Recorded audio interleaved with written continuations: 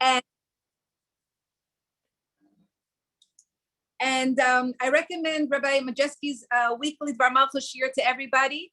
It's amazing to live with these sichos of Nun Aleph Nun Beis. And Rabbi Majeski says that the Frierdiker Rebbe, when he was a young boy, was called home early on Chai Elul. His father, the Rebbe Rashab, asked his teacher to send him home early.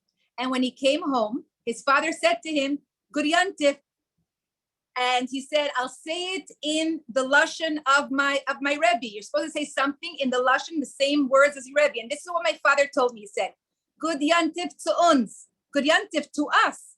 Heint is the Yom Holedes von unsere Shnei HaMe'aretz HaGedolim. Today is the birthdays of our two great luminaries. Montik Chai Elul Tov Nun Ches is the Yom Holedes von the Baal Shem Tov. Monday Chai Elul Tov Nun Ches was the birthday of the Baal Shem Tov. Und Mittwoch Chai Elul Tov Kuf Hey is the Yom Holedes von Rabbeinu Hazaken. And Wednesday Chai Elul Tov Kuf Hey is the birthday of the Alter Rebbe. And he says, my father told me to go out and to change into Shabbos clothes. I came back, he closed the doors, and he gave over a mimer on Chai Elul. And what was the mimer about? It was about that Hashem sends down 50 levels of Bina into the world, and Moshe gets 49, and the Rebbe explains in the mimer that there's a Moshe in every door, which is the Rebbe. He gets 49, and the 50th level, the Hasidim have to do with the Rebbe's koiches. And Rav Majeski asks a very good question. He says, so many things happen in Chai Elul. One second, please.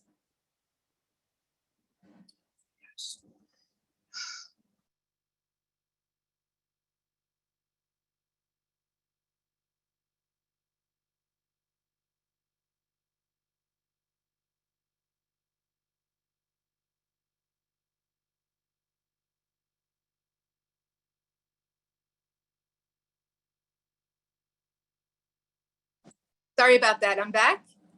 Can you see me? Oh, 1 second, please. Okay, here we are.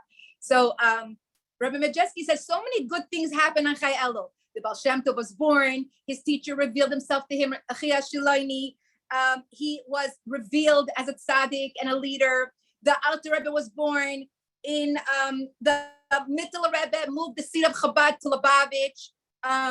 The Rebbe Rashab started the teaching, the learning in Tamchei Tamimim. And it's interesting that the Rebbe Rashab told the Frierdiker Rebbe, what's the big day? It's the birthdays. He stressed that today is a birthday. A birthday of who? Of our two great luminaries. And Rabbi Majeski explains, because we're not learning Hasidus and we're not using the Rebbe to learn Hasidus and to follow the ways of Hasidus, the opposite. We're using Hasidus and the ways of Hasidus to get to the Rebbe. That's the main thing. To connect to the Rebbe is how we connect to Hashem. And the Rebbe Rashab said, what is true hiskashrus? What's true connection to our Rebbe? Doing, not loving him, that's not enough. Wanting what he wants. To connect to the Rebbe is wanting what he wants. And I know this is a lot of what we're going to talk about tonight, Rivky and Sara Gita. I'm very excited about it. And of course, the Rav Majeski ended by saying, what does the Rebbe want? First of all, unconditional love for every Jew.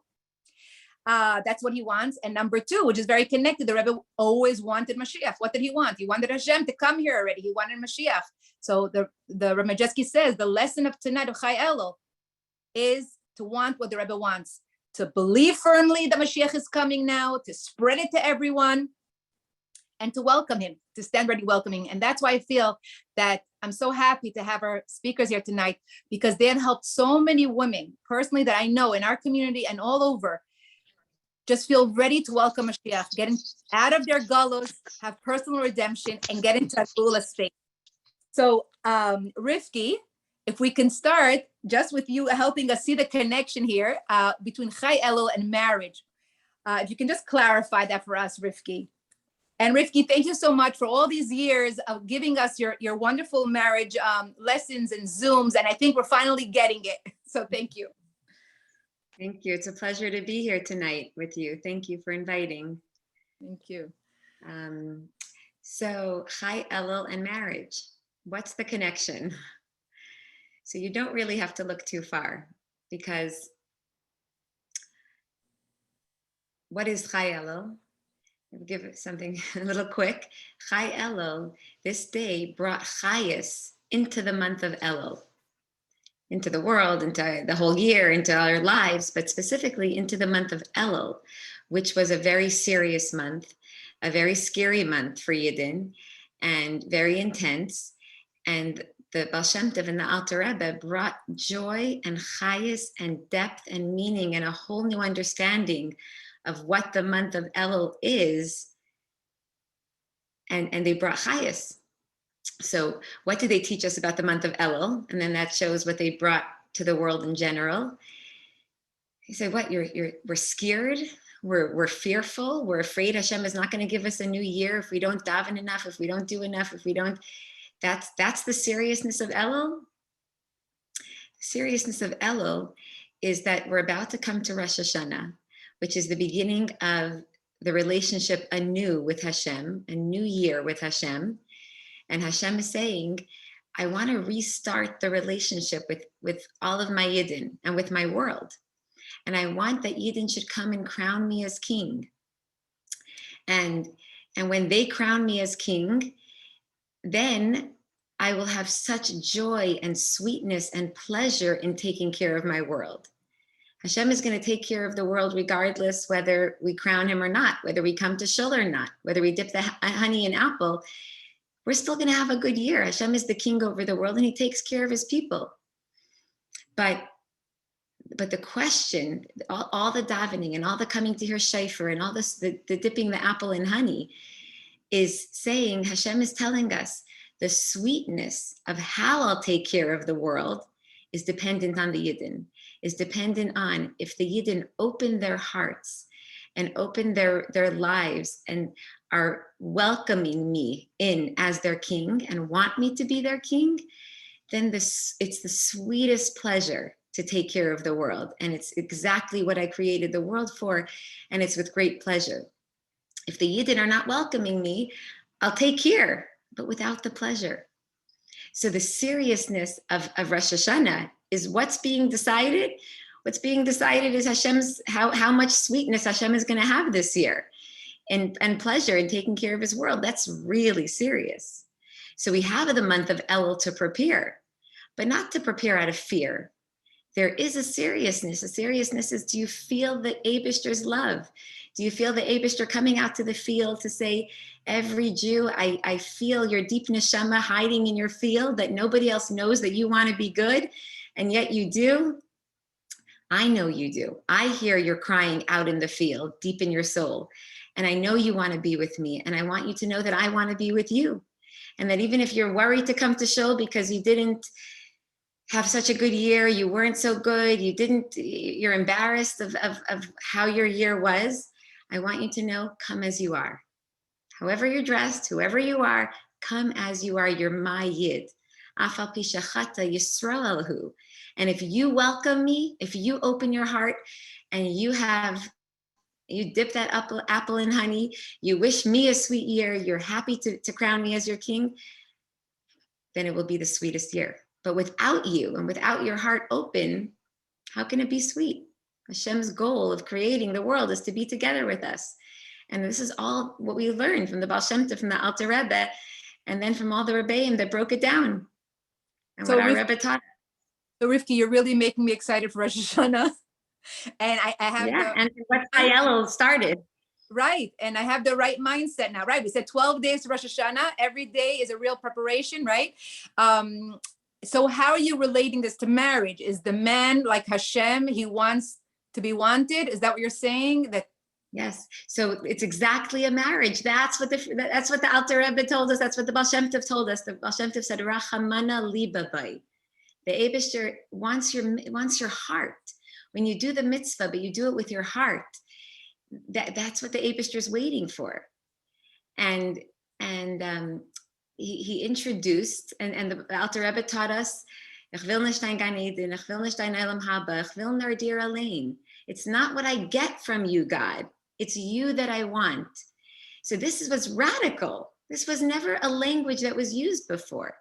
It was beneath the surface the whole time, and not obvious. From the outside, it looked like Hashem is so powerful and perfect, and we need to beg and beg and beg if we want to have a good year. And we need to do so many things so that Hashem should give us parnasa, and Hashem should give us health, and Hashem should, and if we don't, we're in trouble. Right. And I think that this is what women say about your classes and Sara Gita's classes, that you brought the joy back into marriage. It's not anymore like, you do this, I'll do this, you do this, never ending, and just like no feeling, no pleasure of the connection of, like you said, he wants to know that we want him, and then he's happy to do everything for us, So we're going to get much more into it. Yeah. But the bottom line is that what they introduced is that it's a marriage and not a business relationship with God. It's not, I'll give you if you give me. No, it's I want you, and I want you to want me. And that's what we're going to talk about tonight in terms of marriage, that you don't get married for what you're going to get from your husband. You get married because you're missing him in your life. You want the someone, not something. That's what marriage is. That's the goal, and that's the beauty and the magic. Right. And Sara Gita Soble is here. I have to see her 1 second. We find you. Hi, Sara Gita. Thank you so much for being here. So many women, and we had a course with you, and so many women felt that you gave them practical tips how to make that feeling happen in a marriage, how to make that magic happen, where you're kind of talking the same language so that your husband feels that you feel like you want him, and you're giving, like you said, space for them and value for them while you're still respecting yourself and getting what you need. So I feel like you gave a lot of practical information, which I want to get to now. And I also just want to say you run retreats, you run workshops, you have coaching. These are all sensitive topics, and you're getting rabbinic endorsement for them. So that's great, and people will keep an eye out for that. But getting back to the topic now about connection. So Sara Gita, can you start on this question? Then we'll go to Rivky.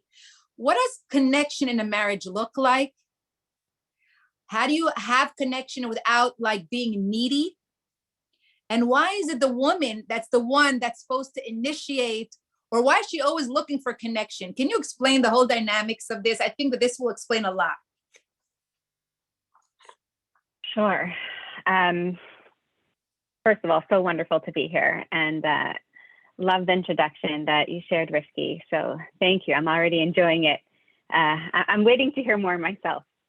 Excellent. So as far as connection goes, there's many layers to ourselves.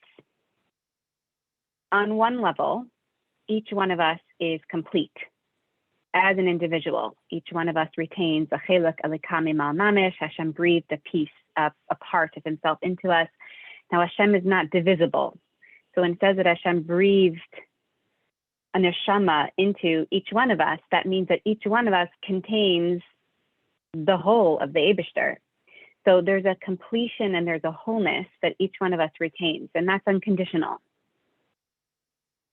And at the same time, there's also that element of ourselves where we need each other, right? It talks so much about in Chassidus how the unity of Yidden as a whole, and specifically within marriage, the unity of the two halves of one soul. So on another level, we are not complete. The other person completes us. The other person contributes to our wholeness. But I think that piece right there is very important to remember, that I'm not needing you. I'm not opening for connection because I'm less than. Because if so, then I'm needy, and it's not a relationship anymore. Now I'm taking from you. I'm taking from you because I need to feel whole. So here you are. Now I need you. I need your connection. I need to feel your presence. I need you around. I need time with you. I need attention, right? All of that is a taking aspect. Real connection is value to value. I have unconditional value.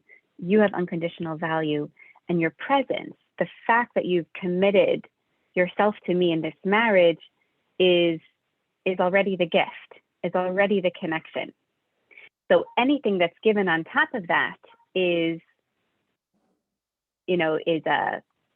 something to be celebrated. So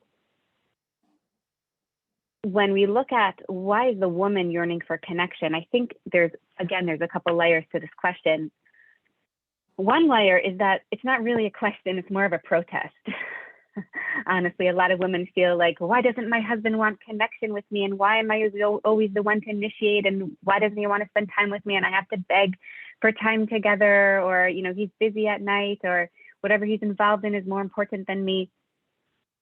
And we're missing the boat. We're missing the boat. If there's an opportunity to create connection, that's an opportunity. Why wouldn't I? And at the same time, we want to notice that if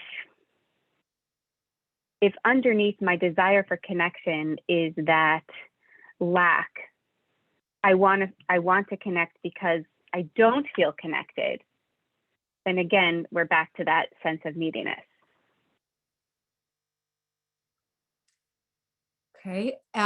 Sara Gita, I know that you also mentioned a lot about women's spheres are very much connected to relationships, and women seek relationships. And you even gave a good example when we were preparing before tonight.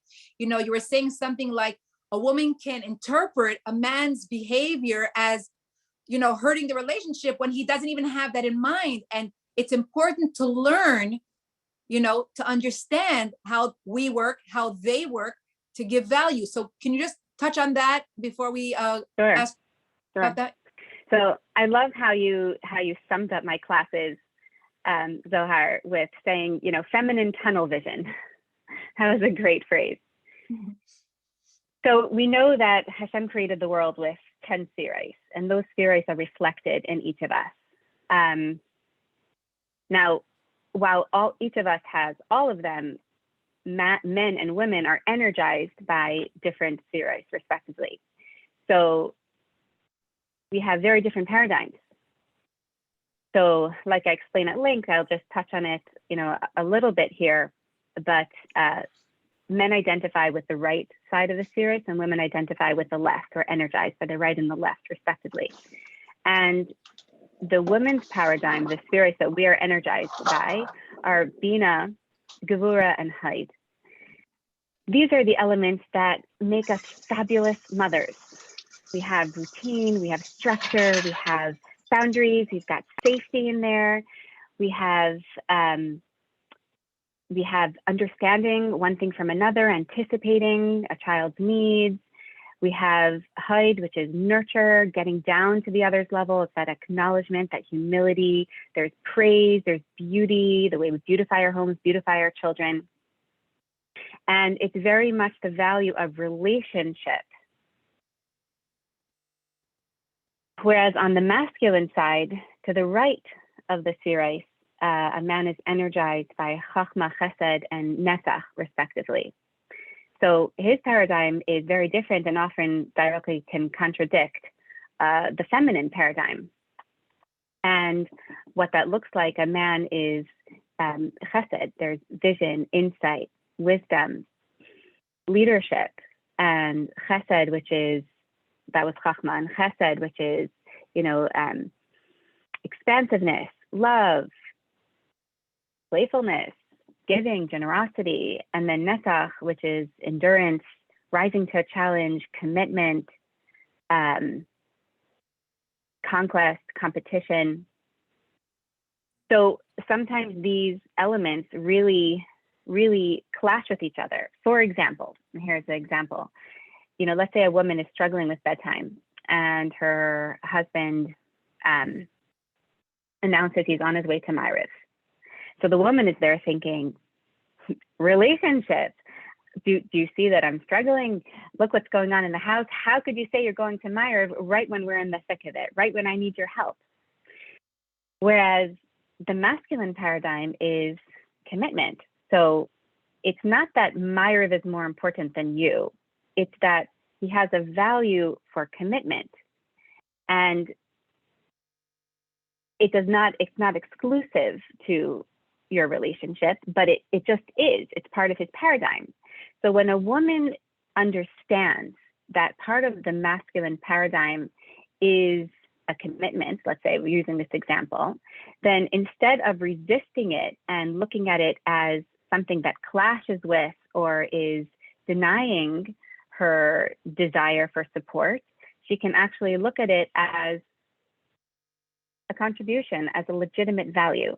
Once she sees it as a legitimate value, then she can receive the support. And that looks like something like this, you know, from a deep place. I respect that you're going to Mariv, and I'd love your help.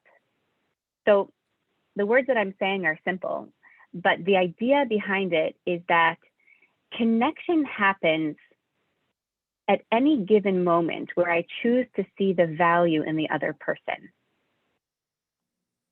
Connection is not in the trappings of date night or this type of, you know, doing this or that type of present or time, the, you know, amount of time together.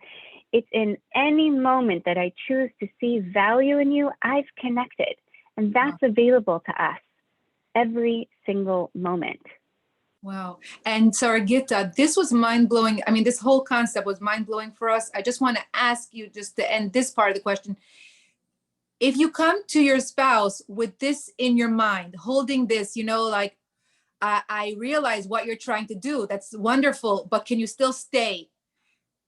So does that help? I mean, he might stay, he might not, but I'm just saying, does it help the relationship, just having that appreciation for who he is and what he's trying to do? So when, again, because it's a relationship, right, we're not looking at this as, you know, like Rivky said so beautifully, and you said so beautifully, it's not a transaction. So at any time, either of you are free to say no to the other person's request. But the point of a relationship, being in a relationship, means that I'm still in relationship with you as a whole person. So I don't lose sight of your, you know, of your general value and connection to me. It doesn't threaten that. Now I might have a hard time for that hour. That might be true, but to question, do you care about me? Are you not connected to me? Are you prioritizing Mariv over me? All of that emotional anguish doesn't have to be there. So yes, it is more inspiring when a person feels value. Yes, a man is more likely to accommodate his wife or try to help her think of solutions or be there for her. And it might not look exactly like she's wanting it, but if she opens her mind, it'll be there. But at the same time, there's always that opportunity for either spouse to not be available.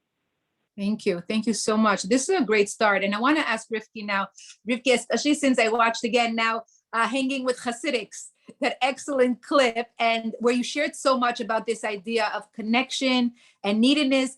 And is it a blessing? Is it a curse that women are yearning for connection? Can you explain from your perspective, you know, why women and connection and yearning? I think you're muted, Rivky. Yeah. So, yes, is it like Sara Gita so beautifully explained? It's not coming from a neediness that we yearn. It's not like, I need your security, I need your love, I need your help, I can't manage without you. The yearning for marriage starts once you're independent, once you're capable of taking care of yourself, once you've got existence figured out. Now you're ready to think about your yearning for marriage, which is completely different than the need for all of your practical needs to be taken care of. The yearning for marriage is not a practical need. It's a personal need. And that's why it comes once you're okay. And so what kind of yearning is it? It's the feeling of, I'm good, but it's just me. And just me is not okay. I don't want to be just me, devoted to me for the rest of my life. You should be here. And who's you? You is the one you were separated from. The reason we're able to have this yearning is because it's actually our original state. The first human being was created male and female, connected side by side, one human being. And Hashem said, it's not good for man to be alone. When Hashem was saying that, Hashem was referring first to himself. Hashem said, I was alone, and it wasn't good. It wasn't good to be alone. So where was that yearning that Hashem had to not be alone? Where did that come from? Definitely not from neediness. Hashem was lacking nothing. And yet, being alone was not okay. So he yearned for us, but completely not from neediness. It actually comes from strength. The more perfect you are, see, this kind of yearning, when are you able to feel it? This kind of personal yearning, the yearning for someone, when are you capable of feeling it? When you're okay, when your needs are basically taken care of. So the more perfect you are, the more capable you are of seeing beyond yourself and feeling this yearning for someone else. So Hashem was like that. Hashem was perfect and yet not satisfied alone. And Hashem desperately yearned for us and therefore created a whole world and everything necessary for man. And then created man in his image. First, one being, male and female as one, and then said, but being just one is not good. There's no goodness. Everything just for you, there's no goodness there. So Hashem separated female from male, but right away told them, don't stay apart. That's not natural. Come back together. But this time, choose to come back together. And when you choose it, you choose to put someone else, bring someone else into your life, make someone else your focus. That is so good. Such goodness there. So, but if we're going to feel that yearning of, I don't want to just be me, I want you, then what part of us is that? That's the part of us that was created in God's image. Because God created us also with many physical needs and many needy needs. That's not in God's image. That's not like God. That's very human. So what part of us is in God's image? The human yearning to not be alone, to have someone else in your life. That actually, when we tap into that voice inside of us, that's being God-like. That's a godly yearning. So what does it take to be capable of feeling your godly yearning that every human being has? What does it take? It takes not being distracted by yourself and everything you need, by yourself and your image and how good are you? What's your status? What have you reached? How's your image? When you're thinking about yourself, there's no room for your godly image, your godly yearning. So how was man created? Man was created from the dust of the earth. How was woman created? From the rib of the man. So because of that, our psyche is different. The man's starting point is, I'm nothing. I'm the dust of the earth. And if I don't become something, I'm still dust. I'm still nothing. I have no value. A woman was created from something substantial. And therefore, her starting point is not nothingness. Her starting point is, I'm here, I'm good, I'm valid. She doesn't have to prove the value of her existence. And because of that, she's not distracted. She's available to grow up, learn how to take care of herself, and very quickly say, okay, what's next? Enough of me. I'm available to start thinking, who else? So Rivky, I have a In my question. life. Are you saying that Hashem gave the woman this extra feeling of self-worth, and that's why she has to be the one in the relationship that validates and says, I'm so happy you're here, that kind of gives the mashpia, the koyach, her husband, the koyach? I mean, is that part of her mission? Yes, exactly right. It's Hashem created her that way because he created her God-like. He created her without the struggle of having to learn how to become God-like. She is godlike, and that's why many women make the bracha, She'asani kirtzainai. Thank you, Hashem, for making me the way you wanted me to be. We start out the way he wants us to be, if we're in touch with our feminine side and we're not, influenced. But if you're true to yourself, you feel you're you, and you just need to gain a few skills and a few, how to take care of yourself, and you're ready to invite someone else in. And so it's a godly image, and it's also the fact that it is our natural state to be male and female. And every neshama that's born is male and female and separated. And it's bashert. Hashem knows exactly which part of your neshama, the male part that you're going to reconnect with, reunite with. And because you were one, it's decided, there's a date planned, it's gonna happen. Internally, we feel that yearning if we're not distracted. I just want to say that so many of the things you're saying, you and Sara Gita, like it's all coming together. I remember, Sara Gita, you were telling us how connection is not about telling the other person, I love you, you're so wonderful. It's not about your words at all. It's about the energy you're giving them. Like, you're wanted here. I'm happy I found you. We found each other. I'm happy, I'm whole when you're around. And it reminds me of the Rebbe video that the Rebbe said to Yitzchak Posner, and he was like blushing. He's like an older man. He's blushing. He's saying that when he was engaged, the Rebbe told him and his wife, his Kala, what's the joy of a wedding? What's the big joy? And the Rebbe said, finding something that was missing, the other part of your soul. That's the big joy, finding the other part of your soul. And Rivky, I have to tell you that after some of your classes, somebody actually told me that when she gets up in the morning and she says, thank you, Hashem, for restoring my soul, she actually thinks of her husband. Thank you, Hashem, for giving me my husband today again, giving me the other part of my soul. Yeah.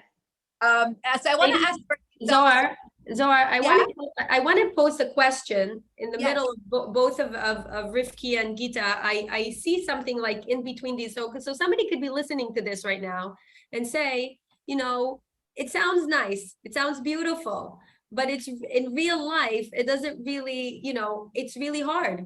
What if the wife doesn't find that the joy to be able to pull the husband in and to give that power and I'm just thinking, what happens when that connection is not so strong? Where do they start to fix it and to communicate, and who starts it? Like, maybe we can also keep that in mind when you're answering maybe the next question or whatever we are. Excellent point, Shelly. And like I said, Sara Gita gave us a lot of practical tips. It's a process. It takes time. First, you have to have the theory in your head, and then it takes time. But Sara Gita, can you answer that question? If you're not feeling it, you don't feel also a response. You may be working so hard. You're muted, Sara Gita. I'm just letting you know. You're on mute. So what would you say to Shelly, about, practically? I'll add one element. Let's just say that it's been like that for a very long time. So it deteriorated through a few years, let's just say. So now they're in a really big problem. Yeah, it's a great question. Very practical, and very common. So in resolving years of lack of connection, or in building connection from the get-go, right? There's a couple processes that need to happen. I mean, some of the things we touched on here, which is building myself, right? The more whole I am, the more capacity I have for connection in a relationship. There's another piece, which is trusting connection. So whenever we question connection in a relationship, we weaken it. So if there's something that I'm wanting, right, or if there's something that I want to connect over, as soon as I go into questioning mode, are we connected, or even accusation mode, you're not connected to me, I've already weakened that connection, because It's exhausting to have to prove yourself, right? So just accepting the fact that I'm in a relationship already is giving me the foundation that I have this connection. There's a connection that's available for me already. So that's an important piece to set as a foundation. In fact, much of the disagreements or much of the hurt that goes on in a relationship is around this particular issue. Do you care about me? Do you see me? Right? So where do you go from there? Like I said before, when every moment, there's any moment that there's an opportunity to see value in the other, which is at any given moment, you've created connection. So a woman who's not feeling connected, where can she take a step back and ask herself? There's a foundation of a connection because we are in a relationship. We stood under a chuppah together. Our neshamas are irrevocably connected unless intentionally disconnected through a get, right? So we have this connection is there. Now, where do I go from there? Where can I see value in my husband in this moment? So seeing value in our husband takes some effort. It does. It takes effort to see beyond ourselves. But if that is always available, and you can start with something as simple as you contribute to me, the fact that you're here. So what I'm sharing kind of sounds like a gratitude, but I would say to even step away from looking for something specific to a more general view. Another thing that you can do to build connection if you're not feeling it right then in that moment is learning about the masculine and feminine paradigm. Oftentimes we miss the value in the other because we don't understand, because we have feminine tunnel vision. So again, Zara, I love that phrase. So I miss the value. So a woman could come and say, well, I don't see any value in my husband. I don't like the way he's handling our kids. He doesn't spend time with me. And once again, we want to take a look at, okay, are there things that I'm missing because I don't see it because it's not my paradigm? So I guess it takes some education, and it also takes some concentration to choose to see value. Thank you so much. And if I could just add, I'm not one of the speakers, but I just want to say, since this is on our mind, I feel like the Rebbe always sends me like information before a Zoom. So last week on Mrs. Shapiro's, I have her Chassidus once a week class, and she was talking about in Kiseitze, it was about Kikach Ish Isha, the mitzvah of marriage. And she brought us a sicha. This was a sicha that they did, Likuti Sichas project. Every week they do another sicha.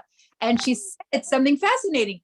She said, the more we kach in connection, the feminine energy, kachs and yearns for connection, the more it changes the midos of the people and it transforms the marriage. So just like you were saying before, just the fact that she's interested, I don't remember if you or Rivky was saying, the fact that the woman is saying, I want to connect, or giving that energy, it already makes the marriage better. Do you see that, Sara Rivka, in your work? Sara Gita? So yeah, so again, I want to bring it back to wanting connection to seeing value, because it's a very fine line of wanting connection, between wanting connection and running after you for connection and then feeling hurt that I don't have that connection, to I'm making a decision. I'm in this relationship. We have a connection. How would I see this interaction if I trust it already? If I trust that it's there beneath these words or beneath this offer or beneath, what if I trust that it's there? And what if I, again, the connection is in the seeing value. The connection is in appreciating the value of the person, of the other. So, but definitely it's an inspiring thing to be in again, like Rivky said so beautifully, the relationship is about your heart. So. Right. your heart being in the right place. So this Correct. leads us to the next question. And I guess we could start with Rivky. You know, when we talk about when a disagreement does happen, right? How can we go back to reconnection? Is that the woman's job? Does bitachon play a role over here? And when should you seek guidance? You know, these are all important questions, you know, especially when it comes to children. I remember I read one somewhere, somebody wanted to do something and I felt it would be very bad for their children. I remember I didn't know what to do. I opened the Igros and there was a line over there. The Rebbe said, the children are not the korban shalom. They're not the peace offering. You know, this lady needed guidance. So how does that play in? Do you want to start, Rivky, or Sara Gita? Anybody want to start with this whole topic? Rivky, go ahead. Guidance, reconnection. Does the woman do that more, reconnect when there's a disagreement? Rivky, you want to start? Okay, I think we have to start with the assumption that there will be disagreement. I mean, how could there not be? It's two different human beings coming together. But first of all, that's your yearning. Your yearning is not to have a clone of you come into your life. You don't need that. Your yearning is, it's very important that we understand God's yearning so we can understand what our yearning is, because it comes from a very, very deep place in us that's not the place we're usually operating from. It's not our regular human voice dealing with things. It's a voice that yearns for a someone. It's totally different. And therefore, if you're going to listen to that voice and you're going to let another human being in, how can there not be? I mean, he has different opinion. He has a different life story. He has different needs, different challenges, a different schedule in his day, different opinions. So different. What are we even expecting? How should it even be possible? So first of all, guidance, absolutely. You can't do it without guidance. You're going into a crazy reality that does not make sense. There's nothing practical about marriage. It's not like, well, it makes sense to live life with someone because then you pay bills together and then you take care of things together and then nothing makes sense. It's not logical. It's personal. And if you're going to want to operate from your personal desire and that personal, deep, godly voice inside of you, absolutely, that's exactly the reason the Eibishter gave us Aseh L'Charav. Aseh L'Charav is specifically for marriage, especially for intimacy in marriage, for the closeness between husband and wife, to bring two separate people together. There's no way without guidance. And without Torah's, all the wisdom throughout the ages of the Chachamim and of all the stories and all the tzaddikim and all the minhagim, we must get our hands on any piece of advice that we can, any minhag that we can, because anything that the Chachamim put in place for us is because they cared so deeply about us and about our marriages and they know how crazy difficult it is for two human beings to live together. So it was like, okay, if you do this, it's going to make it easier. So if you have, all the different minhagim that we have for how to run a Jewish home and how to have a Jewish marriage are crucial information. To try to do it alone, it's very difficult. Yes, it's your natural voice that wants the marriage, but we don't know how to operate from that place. When was the last time? We're supposed to learn how to operate from that makabel voice in yeshiva. In school, we learn, in all the chassidus we learn how to find that makabel voice that wants to receive someone in terms of our relationship with Hashem. When you learn in chassidus in terms of how the achdus happens between Hashem and Yidden and what Hashem is waiting for and what is Mashiach, what is Geula, what's it gonna look like when the Yidden welcome Hashem into his world? Why is it necessary for Hashem to be welcomed? Everything we learn in chassidus is is the the macro story of what's the relationship of the world. And then your marriage is the microcosm of that same godly relationship. So anyone that learns even one mimer of Chassidus, and if they understand what the mimer is trying to tell them, they're way ahead. Because relationship is about the connection of two someones. And if you think about when the Baal Shem Tov started teaching, and it made such a revolution, hundreds and thousands of Yidden followed in his way so quickly with such joy. You think about it, every single one of those Yidden, all were living different lives, all had a different relationship with Hashem, all had different struggles. Some were having easy lives, some were having hard lives, some had parnasa issues, some had health issues. Many, many, many of those Yidden had many issues with Hashem. It's not like, oh, I like everything you do for me, Hashem, and I just want to give back. Everybody was living their real struggle, and yet the one Torah of the Baal Shem Tov spoke to every Yid, because the Baal Shem Tov went to their essence, went to the truth of their relationship with God, whether they're there or not. It's like, maybe you're angry at God right now, but do you know what kind of relationship Hashem is looking for with you? That one day maybe you'll get there? When a Yid heard that, even if he's light years away from that, it inspired him so deeply, because he's like, I'm a part of such an intimate relationship with God. What I feel in my heart affects God. Wow.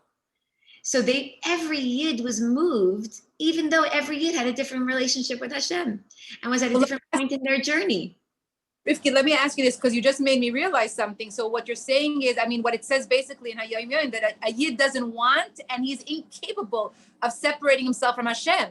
So is that the idea that we're supposed to keep giving our spouse? We had a fight, fine, but we're not ever gonna we're not disconnecting. We can't disconnect. Is that what we're supposed to? Absolutely. Meaning, when you learn, the point of the classes that and the farbringing and the learning is not because everybody's going to have a perfect marriage after they go to the class, and it's going to be easy, and you're going to follow techniques, and it's going to be simple. Everybody's coming from a different home. Everybody's husband's different. Yes, there's the female psyche, the male psyche. There's a lot of similarities, but everybody's in a unique situation. But there's something that's the same by all of us. And that's why we're able to get together, so many women together, Baruch Hashem, coming together to talk about marriage, because the truth of our marriage is bigger than me or you, than you or your husband. The details of your marriage. What is marriage? What is your deep yearning that brought you to marriage? What is it that your husband responded to in you when he asked you to marry him? What is the magic of marriage? That's the same for all of us. Right. Just and like the Baal Shem Tov introduced, it's the same for every Yid with Hashem. So it's the same. And when we learn what marriage is, we can all be touched by it and say, wow, I have the opportunity to be a part of such an intimate, personal relationship. That's awesome. Yeah. And it might take a different amount of time to get there and to work on it. But first, we have to love marriage, bigger than my marriage. We have to love the concept of marriage, feel lucky to be a part of marriage, and then the journey begins. And everybody will take their steps.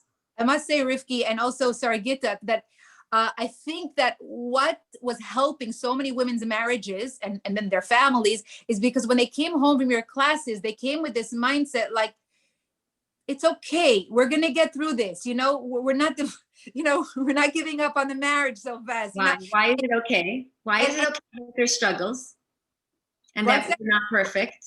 One second, I just want to say that I feel that the men are more worried about when there's a disagreement, like, oh, okay, that's it, I blew it now, and I think that the women with the reassurance was a real gift to the men in the marriages, was a real gift. The women's reassurance, like, we're here to stay, we're gonna figure this out.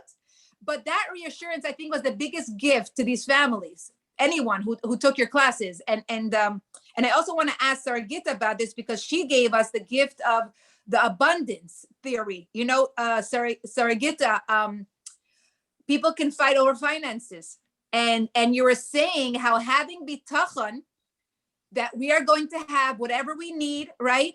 Can you elaborate on that? Really helps when couples talk about marriages and disagreements about what they need and what they don't need and what they have. Can you talk about that, about the abundance principle and theories?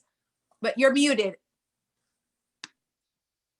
Zohar, before Gita answers, I wanted to mention something that was important. In one of the sessions that we had with Gita, I remembered that some of the women said, why do we have to work so hard? Like, why do I have to do all this?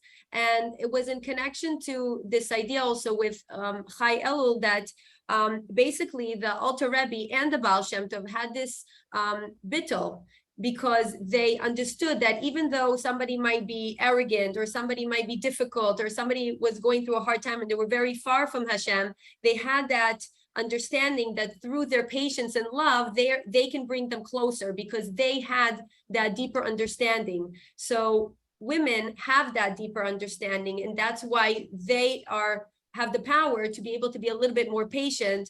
And it seems that they're working harder, but it's really not. They were just gifted with that patience to have that bittul and to be able to accomplish more with that understanding. What do you say to that, Sara Gita? So I think if I want to take a little bit of a different approach to disagreements here. Very often, if a woman makes peace from a place of, I'm better than you, and this, like, I'm better at making peace, she's going to walk away with some resentment. So if the point of the disagreement, or the point of resolving the disagreement, was to come to a space of connection, then that could compromise that feeling of connection. Not from a point of I'm better than you, from a point where I know that you have such a big potential, and if I'm just a little bit patient, then that will come out and it'll be so great for both of us. It's not from a point of like, I'm better than you, then I'm like taking a step back. Not from. Okay, beautiful. Thanks for clarifying. So I think that, again, when we look at the woman's work, which is what we're going to look at when there's a differences of opinion. So what makes a disagreement so disagreeable, right? A disagreement is disagreeable when the differences are not contributing to each other. The differences are clashing, right? So when your differences are clashing, then a disagreement, it's delicious to discuss differences. You ever had a good conversation with a friend, or you hashed out something of a difference of opinion, or you had a disagreement around something? It could be, a wonderful thing. But in a relationship, right, it's a cause of, it can be a cause of a lot of tension. So what is that? And how do we approach a disagreement from a place from a place that will create connection? So one of the things that is, the Rebbe said a beautiful sicha on Shibboleth and Matan Torah, and what he was explaining there was that there's a chazal that Torah was given to bring peace to the world, because before the world was created, there was only one, there was only Hashem, and that's not peace, because there's no other. If there's no other, there's no other to have peace with. When Hashem created the world, there was two, because Hashem created, there's Hashem, or the spiritual world, and now there's the world, the physical reality. Of course, there's still Hashem, only Hashem, but Hashem created the world in a way that it felt itself to be independent. So that's not peace, that's division, that's separation. When the Torah was given, the Torah brought Shalom. What is Shalom? So again, we're going to look back at Chazal. Chazal say that Torah is very connected with the number 3. It was given in the 3rd month. It was given to a nation that's divided into 3. And the Torah itself is divided into 3 parts. So what is the connection between 3 and peace and Torah and our relationships? When we're in a disagreement and I have an opinion or you have an opinion, and I'm trying to get, the point of the disagreement is to get recognition for my opinion. right? That's trying to achieve the level of one. That's not peace. Or if I give up my opinion, or if I give in to your opinion, or absorb myself into your way of thinking and totally, negate and neglect my thinking or my desire, then that's also not peace. There's no peace if there's just one. Now, if there's two, if I'm standing in my opinion and you're standing in your opinion, or I'm standing in what I want and you're standing in what you want, and I'll give an example, then again, that's a lot of division. There's no meeting ground. Where the way to approach a disagreement or a differences is through the way of three. So what is three? When the Torah was given, it says that the Yearning yardu l'sachtainim, l'sachtainim yalu l'Yearning, the spiritual and the physical world were able to meet. Through doing Torah, the spiritual world did not physicalize, and the physical world did not dissolve into nothingness, but there was a meeting point between the two of them, and that is peace. Something new was created. That's not a compromise, it's a contribution. So let's use a very typical example. Okay, so a couple is discussing where to go for Yantif, right? Tishray's coming up, where do we want to go for Yantif? And the wife wants to go to her family, and the husband does not want to go. He wants to stay home. So let's look at way number one, way number two, what's way number three? Way number one is, how could you think of staying home? Don't you know I just had a baby, or how much work it is, or you're going to be in shul most of the time and I'm going to be alone, right? There's all those assumptions that my way is correct. There's nothing else other than what I want. That's the really only valid choice. Two ways is, you want to stay home, right? I want to stay here. Now we're stuck. We can only choose one thing. Or maybe we'll compromise, do half and half. But again, someone's going to be missing out at some point. The third way is to look at, what is the value? Value to value. And this is the contribution of Torah. Torah did not negate the reality of the physical, and it did not concretize the spiritual. What it did was it supported the value of both in a connection point. And that connection point was something new, a holy object. So it's the same thing in a disagreement. As soon as I open myself to seeing the value in your terms, in your paradigm, and I'm also able to hold my own value without dismissing yours, then something new is created. So what does that look like, right? What's the value? Could be of staying home. So again, the way of dismissing would be thinking of all the negative reasons. Why doesn't he want to go to my family? Maybe it's because he doesn't get along with them, or he doesn't support me, or he doesn't care. All of those negative reasons, that's not value. We want to stand in a value. What could be a value? What could be a legitimate value? Again, so I'm pulling out of a hat here, but let's say there's the value of your family time, right? When you're all squished together in one room in your parents' house, there's no time for connection as a couple. Or perhaps it's the value of building a community. And if you're able to get out and walk around, perhaps go to someone for a sudo or invite others to you, right? There's community building. Perhaps there's, the comfort of building family memories. Like, there's so many things to value. As soon as I can open myself to that value, and then look at my own value and say, what are the things that I'm really wanting by going to my parents' house? Maybe it's to connect to my sisters. Maybe it's I won't be alone for long stretches of time, and honor that, say that. But from a space of connection, of I value your value, and here's the things that I would love, or here's the things that I'm afraid of. What do you think? What do you suggest? In that space of value to value, something new is going to show up. Wow, So, I'm Geula right now. Mm-hmm. I'm just feeling like Geula level, just imagining that kind of interaction and conversation, like I'm seeing it from your point of view and all the benefits for our family. If we, do it your way, I see what I'm afraid of or what I need. And then you could actually think clearly. So Right. what can you do? And do you think that the spouses are then more open to like brainstorming and coming up with a solution, and Hashem helps? Then that's where the conversation happens. Yeah, that's Isha Zacho Shchina Shroya Beinehem. Absolutely.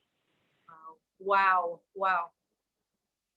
Hashem can enter the picture when there's a man, value, there's a woman in her value.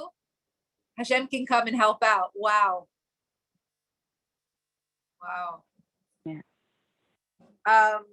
And also just Sara Gita, about the abundance principle. I found this very interesting. And of course, it's all about bitachon. When you're asking, when you're discussing something and you feel like you need something and you don't have it, whether it's something that you want or enough parnasa or whatever, you were saying to have in mind that either I have what I need or Hashem knows what I need. It's not about, you better say yes, or I don't know what's going to happen, Yeah, so it's a very general question.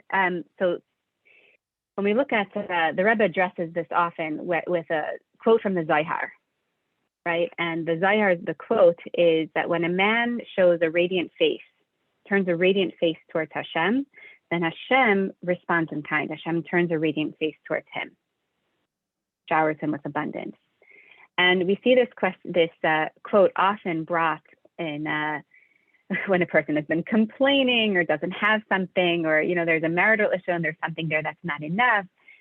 And if you really take a moment to pause and look at that, what does this mean? Turn a radiant face to Hashem, right? It's not about focusing on the good and ignoring the lack. It's not about denying a reality or settling or being in denial. It's about a decision. It's a choice to live a life of joy and gratitude from a very internal space. Celebrating radiance. I mean, when you're radiant, you can put on a smile, but radiance comes from within. So choosing to acknowledge abundance, and there always is abundance in our lives. Just sometimes we're so overwhelmed by what feels like it's lacking that we miss it. But again, it takes some discipline, it takes some practice, and might take some guidance to help find that abundance. But as soon as we start celebrating, we open the doors. We open the doors in our heart, and we open the doors in our lives. Right. And I just want to mention to everyone, maybe Shelly, you could put my phone number if people want to join the Jewish Women Influencers chat, because we started doing a bitachon clip every day, a little bit from Shara Bitachon. And I tell you, Hashem is the only one that can help you. Hashem knows what you need. Hashem, and it's just like, wow, you could really be in that space of everything will be fine. I will have everything everything is planned for me, just like that calm space. And I do want to say that we're getting some questions. They're very good questions. We are going to have a 10-minute question and answer session. We're getting towards the end. So please leave your questions in the chat box. We're going to get to them, whether it's direct messages or to everyone. Please put your important questions there and we can get to it. And I see Shelly posted my phone number. If you want to subscribe to our WhatsApp broadcast, you can get all our events, all the inspiration, the Shara Bitachon, the Tanya message, and we'll add you to the group. So I just want to ask Rivky, wait, just finding you, Rivky, 1 second. Maybe Rivky can say something or wave her hand so I can find. Rivky is, oh, hi, Rivky, okay. People are saying, where was all this information till now? These are amazing things you're saying. It makes so much sense. It does work. It takes work, but it works. It's a beautiful perspective. It sounds right. It feels right. So where was all this information till now? And I love how you told us, Rivky, how when you were engaged and then newly married, you saw the beautiful relationship, with your grandparents, with your parents, and you were trying to put that into words. Like, what am I seeing? How can I teach this to somebody else? How can I emulate it myself in my home? Like, what's going on there, right? And you finally got it with your uncle and everything, but how come now? Did women ever know this before? Is this Geula knowledge? You want to just maybe comment on that? Yeah. a comment on that, and also just to Sara Gita shares everything so beautifully. I just wanted to add to the disagreement and to the concern for parnasa, or whatever the worries are, trusting in Hashem, that I like to take this conversation that we're having, like whatever the Baal Shem Tov and Alter Rebbe introduced, it's always the answer. So make sure that whatever we're answering, we go back to that point, because that's where our strength lies. So there are many reasons why you could, how to fix a disagreement, many ways reasons to have bitachon that Hashem is going to take care of us. But bottom line, the main place that we can radiate happiness from and joy in a sincere way, where it's real, is the idea that it's your opinion. So, in the disagreement of where you're going for Yentif, it's your opinion. So I think it's so amazing to find the value in why he thinks we should stay home. That's like a first step. Another step is, it's your opinion. So before I even understand your opinion, or before I can even find any value in your opinion, the value to me is the fact that it's your opinion. You are always important to me. You always belong in my life, and this is your opinion. So you're not only important in my life when you make sense to me. You're not only important in my life when I agree with you. You, like the Eibishter says, Afal pi shachata Yisrael elhu. You're mine, even when I disagree with you and you disagree with me. So if we can feel that joy in the first time that this happens, where there's a different opinion, that you don't feel the value at first without working hard to find the value. If we can say to ourselves, the value to me is that it's his opinion, and he is welcome in my life, and therefore I'm celebrating today as our new anniversary, because today is the first day that I realized that I've actually welcomed you, and not just everything I like about you, not just all the benefits I'm getting from you. Till now, till we had this first big disagreement, how was I supposed to know whether I was in the relationship for all the benefits or for you? But when you have a different opinion of me, and you're still welcome, then I know this is a marriage. This is two separate people coming together and welcomed and happy to be together with different opinions. That can radiate true joy. And then, you come to, okay, so now let's get practical, right? What are we going to do? So wait, why did you want to go here? And why do I want to go there? And how do we work it out? But being able to tap into this deepest truth of our marriage, I think gives us the greatest strength of all. And I bet that if you feel that way and you're giving that energy off, I value it because it's your opinion. I bet you that's when Hashem zooms right in between and I have an idea for you. Exactly. That's when there's room. There's bittul. That joy in each other, that welcoming of the other, even though he doesn't make sense to you, that's where the bittul is, and that's where the kedusha is, and that's where the space for the third and for the new and for a new idea to come onto the scene, because it's bigger than the two of you. Your marriage is Beautiful. bigger than the two of you and each of your opinions, right? And Beautiful. Well said, Rivky. Thank you. Also with parnasa and with worries. So the first thing is, what you need from your husband is him. Parnasa comes from the Eibishter, right? Most things come from the Eibishter. And it comes through your husband, through the blessing of your husband's work, through the blessing of your marriage and your support of your husband. But the point is, talk to the Eibishter about parnasa, because the Eibishter is there for the two of you as a couple. So chas v'shalom to ever let the parnasa get between you, because it's the couple that the Eibishter gives the parnasa to, not the husband, the wife, each bringing in, however hard they're working, bringing in money. No, the Eibishter gives parnasa, but once you're married, he gives it to the couple. Wow. So when the two of you are feeling united, happy to be together, happy to say Eibishter, and this is the point of bitachon that brings us back to Chayelo. In your relationship with Hashem as a couple, if you're dealing with a financial struggle or whatever the struggle is, you can say, Eibishter, not just I trust in you that you're going to make it good for us in the end. I'm going through this hard time, but it's going to be good. I trust you, Hashem. It's even deeper than that.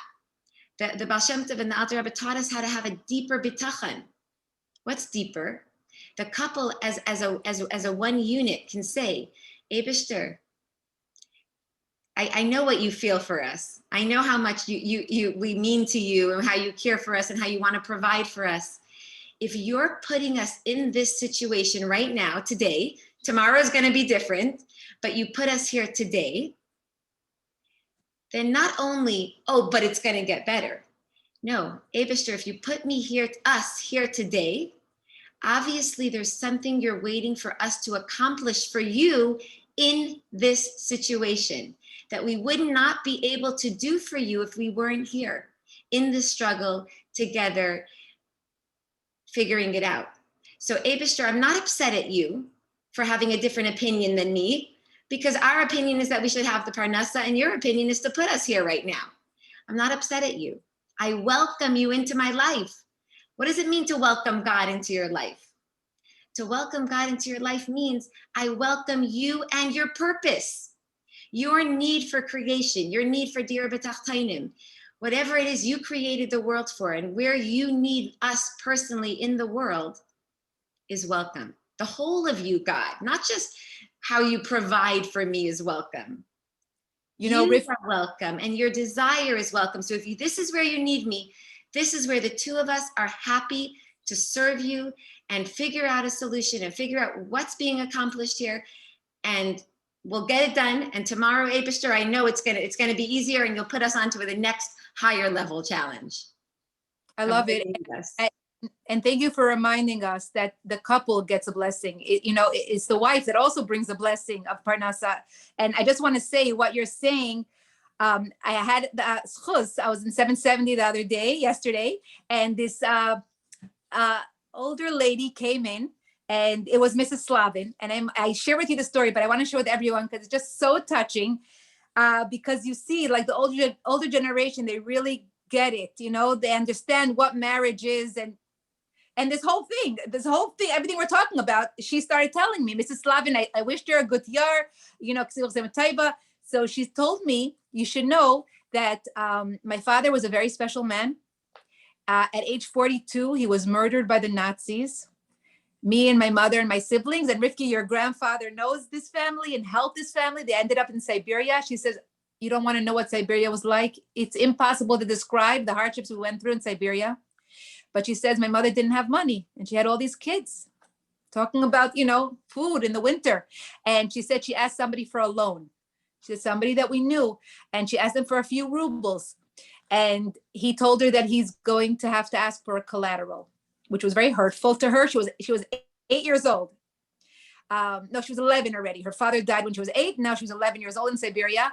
And she said, how could he, whatever. Anyways, he asked her mother. So the mother said, collateral, what do I have? I have nothing. What do I have? What can I give you? And he kind of looked at her wedding band. And when she saw that he wanted her wedding band as a collateral, she was so overly shocked. And she said, my Kiddushin band? I will never part from my Kiddushin band, And that was it. And Hashem sent the parnasa through another chassid, a Lubavitcher, that helped them, and your grandfather. And wow, it made such an impression on me that the wife, would never give up her bond, even in something like, physical that represented her bond with her husband. And then she tells me, after the whole story, she tells me, in my house today, I have a big painting of the Rebbe, a big picture of the Rebbe. Every day I get up and I look at the Rebbe's picture and I say, Rebbe Tayere, kum shoin mit Mashiach. Dear Rebbe, come already with Mashiach und mit mein Tatische, and with my dear father.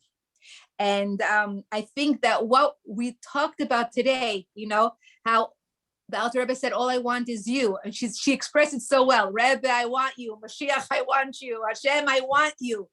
That's the woman's power. Like you were saying, Rivky, that's the power of Mekabel, the pleasure of the woman energy. I want you. Come already. I must say, the other day I was talking to Shelly. You're gonna love this, and I'm telling her what we need. We're in this working relationship, trying to put the Zoom together, and my daughter is sitting there. And she's like, "Ma, let me talk to Shelly." And she gets this 8-year-old, and she says, "Shelly, I miss you. Come already." And I'm like, "Wow, that's true love. Just come." So we say that to you, Rebbe, to the Enchayelo, and to Hashem, and to our spouses. So thank you so much to our speakers. If we have any questions, speakers, is there anything we missed, or should we go straight to questions now? I didn't address at all what you asked about. Where was this information? Yes. So, I mean, look at, you're mentioning the story of Mrs. Slavin and her mother. So did she learn this information, or did it just come naturally to her? Was the bond marriage was marriage? So it could be that it just came naturally. If they were in touch with the feminine, and masculine was masculine, feminine was feminine, and it worked. But in today's day, with the gift of Chassidus, so, why didn't we have Chassidus all the years explaining our relationship with Hashem? It's so subtle. It's the unspoken. It's the edelkeit of a relationship. It's so hard to write it down. It's so hard to put it in words. But at a certain point, the Baal Shem Tov said, can't wait anymore. It's an emergency. But you're putting down the Eibishter's most personal information, how he feels. And then people are stepping on it on the street. Yeah, but if it even a little bit goes into a Yid's neshama, it's worth it. So the same thing with marriage. It started to have to be verbalized. And I asked this question to my uncle, Rabbi Manis Friedman, like, why is nobody else teaching this? Like the way he's expressing it. And he said, I'm just verbalizing what was always there, but unspoken. Like it was the intuitive, but now it has to be verbalized. And he had the words to verbalize it because of Chassidus. Because the Rebbe gave us the language in terms of our relationship with Hashem, he was able to bring it right, verbalize it in English in terms of marriage. Beautiful. So it's not new, it's just desperate today to express it. Right. And it takes someone like Rabbi Manis Friedman, Baruch Hashem, to give us this gift, to explain our relationship with Hashem into marriage, something that women always felt intuitively, and now we need to say it. So thank you. And I do want to go to a question. Maybe Sara Gita, you can answer this. Somebody's asking, what if you want to have this conversation with your husband? You're muted, Sara Gita. I'm just letting you know. So you want to have this conversation, that you want to tell him that you value his opinion about Yantif, and then you want to say what your fears are about staying home, but he's not even open to having a conversation. Like what, that's, I imagine, something that you've dealt with before, Yeah. So like Rivky said before, there's an element before you find value, which is space, right? Space for your husband to show up as an independent opinion, and just that to be a value alone without me understanding it. Usually if the man does not want to have a discussion, it's because there's lacking space and value for him. I mean, it's pretty much as simple as that. There's some way that I'm dismissing the value of where he's coming from. And usually the way we dismiss is so subtle, we don't even recognize that we're dismissing. It could just be something I know about him, like, oh, just because he's, like this, or because he's lacking this, or because his family was like that, or his childhood was like this. These are all those assumptions we have in our husband. So that's been my experience. Right. And I also just probably want to mention here that all of these things are going to work in a healthy relationship.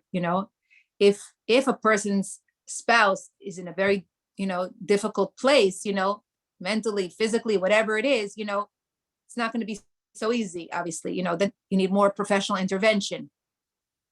This is for like a regular, right? You used to say that all the time, Sara Gita. This is for regular marriage, Well, right, we're speaking to the regular, but I will just say, like an example, there was a shlucha who was hosting, didn't want to host certain guests that was disturbing, that were from the community and would disturb her main shlichus, right? And she had tried to have this conversation for years and it never went over well. They never came to a conclusion. Her husband was like, what are we supposed to do? Turn them away? And they always ended at that stalemate. So space and value happens inside of me.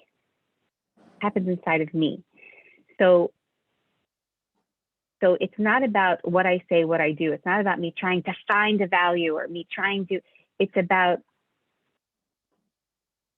do I have space for you as you're showing up in this relationship, for the fact that, am I clouded with judgments and fears around what you're saying or around what you're doing? Or have I cleared that judgment, right? That the judgment that clouds our space inside of me, inside my being, inside how I view you. So once she looked at the judgments she had on her husband and opened herself to him and to his value, they had the same conversation, completely different outcome. And I think this goes back to, because somebody's asking also, what does giving space look like to someone? And I think that goes back to what Rivky was saying also, just accepting that your husband is going to disagree with you. It's normal, it's natural, and it's okay. And you accept that, you welcome that. And then from there, you can go on to hopefully, like you said, working out a third way. Right, and the judgment, right, yeah, the judgment and the fears or beliefs around why he's saying what he's saying, and just allowing it to be without evaluating it. Allowing it to be that he has a different opinion, and it's not right or wrong, and you're not right and he's not, just different. Wow. And Shelly, are there any more questions that you're seeing there that you might want to address? Any other questions in the chat box that you want to bring up? No, everyone just basically everyone had really nice comments. People wrote really nice things also, just in, agreement of what was said tonight. I see a lot of women want to join and get previous recordings, and the women influencers, the Jewish women influencers, have a YouTube channel. You could see previous recordings there. So it's easy to find. And Zohar, maybe we can send one of the older recordings, and once they press on it, they can subscribe to it, and then it'll always show them the videos. So maybe we'll do that on your group after that. And then Zohar can add you to the group where she posts all the happenings, all the Zooms, or everything that's happening in the neighborhood. So I gave your number out a few times. So if you get a lot of text messages tonight, I can bring you coffee. And I must say, yeah, we've had Rivky before. We have so many wonderful women speakers, role models, and you can go and listen and re-listen to all the Shalom Bayis things and other things, Emunah, Bitachon, and Chinuch, so many things that women are interested in and asked us for. It's all on the Jewish Woman Influencer on YouTube and also on our WhatsApp chat. So let's say thank you so much to our speakers. We really, really appreciate your coming here today, sharing your wisdom. This is stuff that I remember. I just watched a video today of Elul, and the Rebbe says we have to be tefeach amenas hatfiach. All the Hasidim have to inspire somebody else. You can't just keep it for yourself. And that's what you're doing. You got hold of this information that has bettered many, many marriages, and you're sharing it with us. And all of us should share it further. So thank you so much, everyone. A good yantiv. Thank you for joining, everybody. Wishing everyone all the best. Mashiach now. Zohar, thank you. Thank you to all our amazing speakers. Thank you, Thank you to all the ladies. Thank you. Good yantiv. Yantiv. Good yar. Good night. Good, thank you. Gmar Chatima Tova, everyone. Amen. Shana tova mtuka.